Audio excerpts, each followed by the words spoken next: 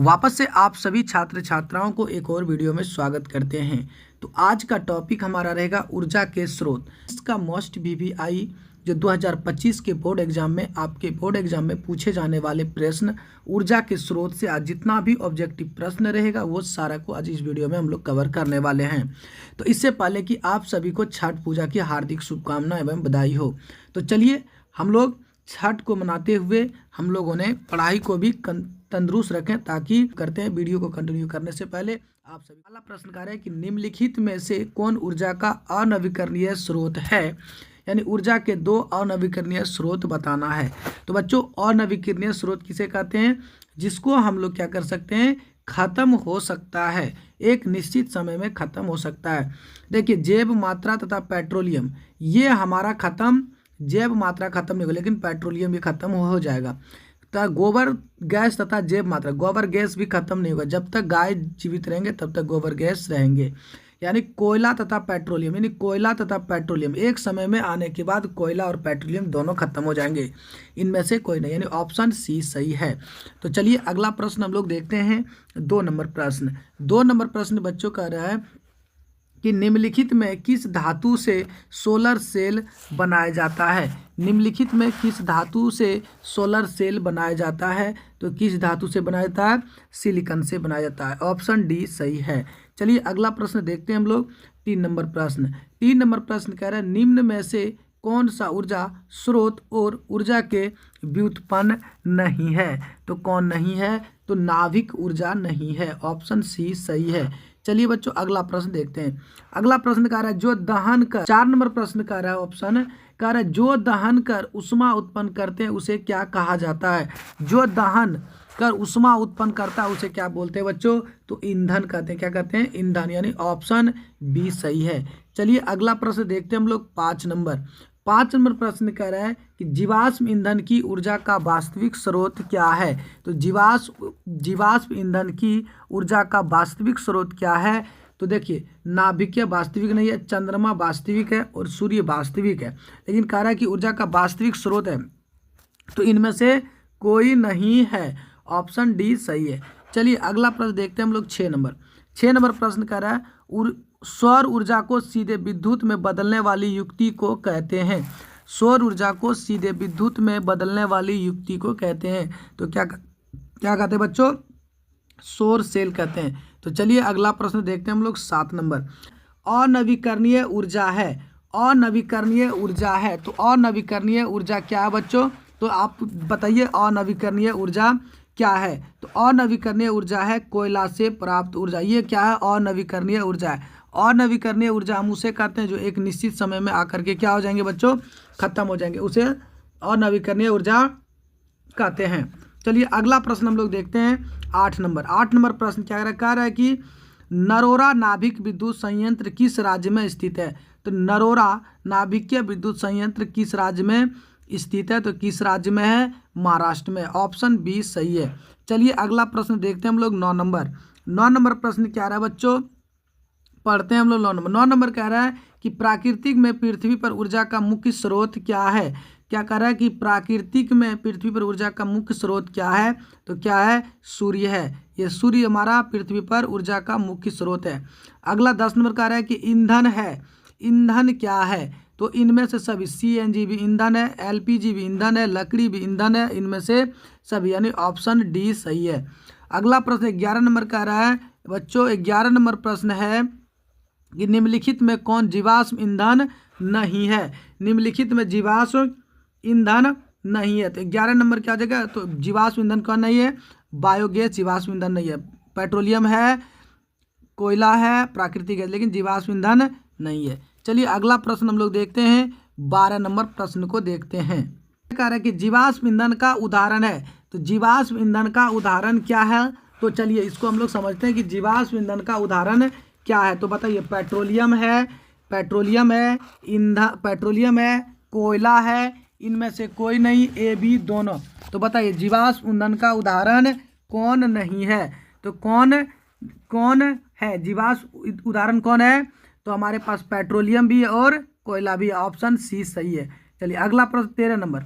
उत्तम ऊर्जा का स्रोत हुआ है, उत्तम ऊर्जा का स्रोत हुआ है, तो कौन है, इनमें से ये सभी गुण है जो सरल से सुलभ हो सके, यानी सरल और आसानी से जल सके, जो प्रति एकांक आयतन अथवा प्रति एकांक द्रव्यमान से अधिक हो, जिसका भंडारण तथा परिवहन आसानी से हो, जिसमें ये सभी गुण हो। तो यानी ये सभी गुण, ऑप्शन डी सही है। चलिए अगला प्रश्न देखते हैं हम लोग 14 नंबर प्रश्न को हम लोग देखते हैं। 14 नंबर प्रश्न कह रहा है बच्चों कि जल विद्युत संयंत्र किस ऊर्जा को विद्युत ऊर्जा में रूपांतरित करता है। तो किस ऊर्जा को करता है बच्चों, तो ऑप्शन डी यानी स्थिति ऊर्जा को करता है। कौन, ऑप्शन डी स्थिति ऊर्जा। 14 का डी हो जाएंगे सही। अगला है 15 नंबर, कह रहा है खिलौने में किस सेल का उपयोग किया जाता है। खिलौने में किस सेल का उपयोग होता है, तो सूखा सेल का उपयोग किया जाता है, ऑप्शन ए सही है। अगला प्रश्न है 16 नंबर का, सौर सेल और ऊर्जा को रूपांतरित करते हैं। सौर सेल और ऊर्जा को रूपांतरित करते हैं, तो कौन करते हैं, विद्युत ऊर्जा करते हैं, ऑप्शन डी सही है। चलिए अगला प्रश्न देखते हैं हम लोग 17 नंबर बच्चों। 17 नंबर प्रश्न कह रहा है कि गर्म जल से गर्म जल प्राप्त करने के लिए हम सौर जल ताप का उपयोग किस दिन नहीं कर सकते हैं। तो किस दिन नहीं कर सकते हैं, बादलों वाले दिन में हम लोग नहीं कर सकते हैं। तो हम लोग जब बादल रहेंगे तो हम लोग सौर ऊर्जा से गर्म जल प्राप्त नहीं कर पाएंगे। चलिए अगला प्रश्न है 18 नंबर, कह रहा है कि सभी जीव जंतु के लिए ऊर्जा का अंतिम स्रोत क्या है। तो अंतिम स्रोत क्या है, सभी जीव जंतु के लिए अंतिम स्रोत क्या है, तो सूर्य है, ऑप्शन सी सही है। चलिए अगला प्रश्न हम लोग देखते हैं। पवन विद्युत जनहित में पवन की चाल कम से कम कितनी चाहिए। तो कितनी चाहिए, तो 15 किलोमीटर प्रति घंटा चाहिए। अगला प्रश्न है 20 नंबर, ऊर्जा का पारंपरिक स्रोत है। ऊर्जा का पारंपरिक स्रोत है, तो ऊर्जा का पारंपरिक स्रोत क्या है, तो बच्चों कोयला है, ऑप्शन ए सही है। अगला प्रश्न है 21 नंबर। 21 नंबर कह रहा है बच्चों कि निम्न में से उत्तम ऊर्जा स्रोत कौन सा है। निम्न में उत्तम ऊर्जा का स्रोत कौन सा है, तो क्या है, बायोगैस है, ऑप्शन डी सही है। चलिए अगला प्रश्न देखते हैं 22 नंबर। 22 नंबर प्रश्न कह रहा है बच्चों, 22 नंबर प्रश्न है कि निम्न में से कौन सा स्वच्छ ऊर्जा है। निम्न में कौन सा स्वच्छ ऊर्जा है, तो बताइए, तो कौन है, प्राकृतिक गैस है। अगला है 23 नंबर, निम्न में से कौन सा यौगिक ईंधन के रूप में इस्तेमाल किया जा सकता है। तो कौन सा किया जा सकता है, तो इथेनॉल किया जा सकता है, ऑप्शन ए सही है। अगला प्रश्न है 24 नंबर।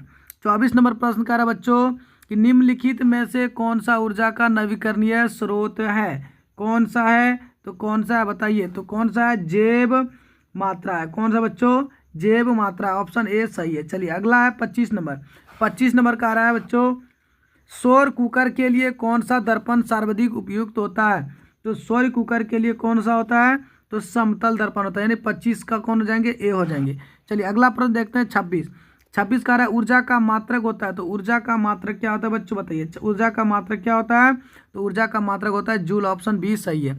चलिए अगला प्रश्न हम लोग देखते हैं 27 नंबर प्रश्न को देखते हैं बच्चों। तो 27 नंबर प्रश्न क्या कर रहा है, देखते हैं। कह रहा है कि निम्न में से किसका अर्थ जल होता है। निम्न में से किसका अर्थ जल होता है, तो किसका होता है, हाइड्रो। किसका होता है, हाइड्रो। 28 नंबर का आ रहा है, निम्नलिखित में किसका उपयोग खाना बनाने वाले ईंधन में नहीं होता है। किसका नहीं होता है बच्चों, तो देखिए एलपीजी का होता है, कोयला का होता है, बायोगैस का होता है, लेकिन सीएनजी का नहीं होता, ये गाड़ी चलाने में होता है, यानी ऑप्शन ए सही है। चलिए अगला प्रश्न देखते हैं हम लोग। तो अगला प्रश्न है 29 नंबर का है, हमारी आकाश गंगा की आकृति सामने से कैसी होती है। तो कैसे होती है बच्चों, दीर्घवृत्तीय होती है। कैसे होती है, दीर्घवृत्तीय, ऑप्शन ए सही है।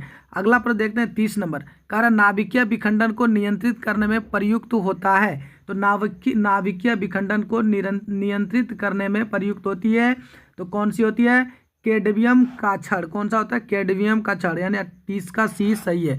अगला प्रश्न है 31 नंबर प्रश्न, ग्लोबल वार्मिंग के लिए उत्तरदायित्व गैस है। तो कौन सा गैस है, तो ग्लोबल वार्मिंग करने के लिए कार्बन डाइऑक्साइड है, यानी ऑप्शन सी सही है। 31 का ऑप्शन सी है।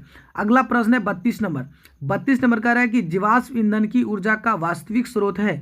जीवाश्म ईंधन की ऊर्जा का वास्तविक स्रोत है, तो क्या है बच्चों, तो चंद्रमा भी है, नाभिक भी है और सूर्य भी है। क्या क्या, नाभिक भी है, चंद्रमा भी है और सूर्य भी है। तो 32 का क्या हो जाएंगे, डी हो जाएंगे।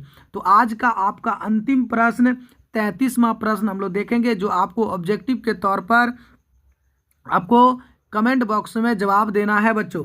कह रहा है कि नाभिकीय ऊर्जा प्राप्त करने हेतु आवश्यक है, तो नाभिकीय ऊर्जा प्राप्त करने हेतु आवश्यक है हीलियम, क्रोमियम, एल्यूमिनियम, यूरेनियम। तो क्या है, आप इसको कमेंट बॉक्स में आप जवाब देंगे, देखेंगे कि आपको कितना ऑब्जेक्टिव आपको आता है और आप कितना पढ़े हैं, एग्जाम के व्यू से आपकी कितनी तैयारी है। तो फिर से मिलते हैं हम लोग वापस एक नए वीडियो में। जय हिंद, जय भारत। तब तक के लिए आप सभी छात्र छात्राओं को धन्यवाद।